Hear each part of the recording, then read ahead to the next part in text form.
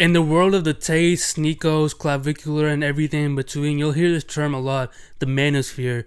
And it's a term used to describe these group of people who perpetuate these ideas of masculinity and how to really be a man and looks maxing and things like that. A common denominator you'll find with a lot of these guys is that they target a specific group, teenage boys, guys like South Asians, brown guys like me, who are more susceptible to fall into that type of stuff. And I'm going to tell you why. And that's what I tell to a lot of ethnics is antioxidants are really good for, optimizing your undertones and looking a little bit more European, right? So Europeans typically... See, there's a whole load of reasons that fall into this type of trap. And one of the most major reasons is the portrayal of South Asian men in the media in the West. A lot of the media they consumed growing up showed brown guys in that type of position. They have this chip on their shoulder that they feel like they have to prove themselves and become masculine and like a real man because they're at some disadvantage. And it works because a lot of these guys who are the viewership for people like Sneako and Tate or new ones like Clavicular, they are people of color, brown guys or other groups as well. And I'm focusing on brown guys, but this also applies to other minority groups as well because that's their main audience. And that's also another reason they fall into those alt-right, right-wing populist traps because they feel like there's some type of token minority who are not like the others, who are the good ones, in parentheses, because it's not true at all. But they think by acting like people like Vivek or something, they have some sort of advantage and can be closer to those centers of power. Mass deportation in American history.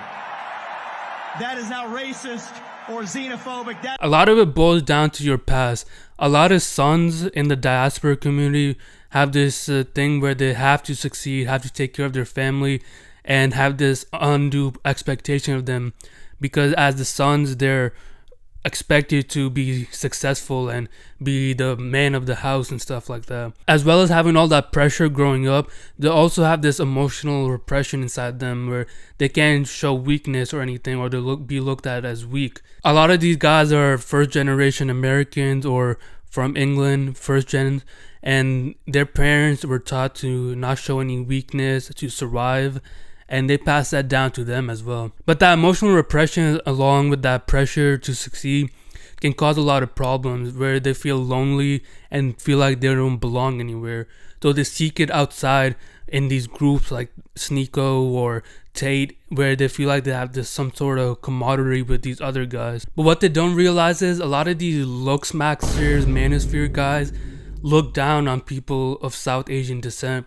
They call them the lowest of the low, and you'll see a lot of videos like that. So that increases that sense of internalized racism where they feel like they're not enough and that their ethnic group is pushing them back. Along with that increase in South Asian hate going on in the world against Indians, Pakistanis, and all those other groups. And some of those dudes are in it are probably asking, oh, you've never experienced it. It's like improving yourself and stuff. And trust me, I know, because I was in it too when I was younger.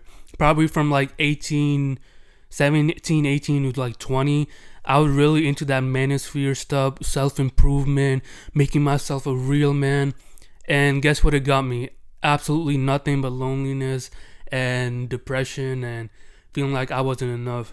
And I finally reached a breaking point where I just shut myself off from everyone and acted like I knew everything about the world. But it did nothing but increase those problems and made it even worse for me.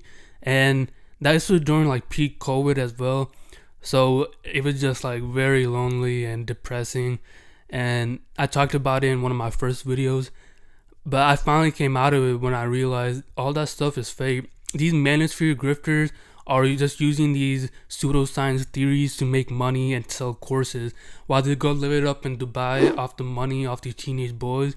A lot of these dudes are actually suffering and go even deeper down the rabbit hole of the manosphere pseudoscience, not realizing it's making them even worse off and perpetuating that cycle of internalized racism and self-hatred that got them there in the first place.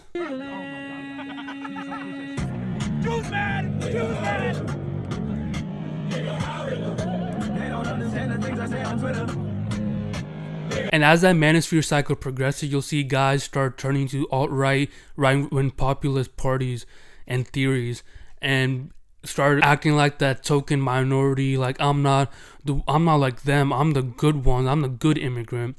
Well, you see what happened. The South Asian hate against Vivek or Dinesh, these guys were the main ones hyping up that MAGA policy, oh, I'm the good immigrant. But as soon as the tables turned, they were the first one thrown under the bus. And now they're like, you're not white or Christian enough to lead us. Nowadays, streamers are really popular with teenage boys. And they also perpetuate a lot of these manosphere theories. The most popular one being Clavicular, a guy who literally takes meth or something to get a jawline. Like, these are the type of guys that are being watched by teenage boys. And these guys are the main one putting out that racism against people of color, especially Indians, that they're the lowest. And it just makes that whole cycle worse for the people who watch these guys. Skinny, you just do. For a while it was the myth, but now it's like more so just the IRL streaming, cardio max, you know, I'd say. And for the guys who are watching this, there's still a way out. Just what I did was I experienced different cultures. I traveled the world. And you don't have to do this. You just have to get out and find different people to talk to and realize masculinity isn't a defined thing. Different cultures have different versions of masculinity, different areas do. And it's not a whole set theory. It's about knowing yourself and what you can provide or do for the world. Not putting down others and acting like you're some sort of superior being over them. Everyone's different. Everyone has their strengths and weaknesses.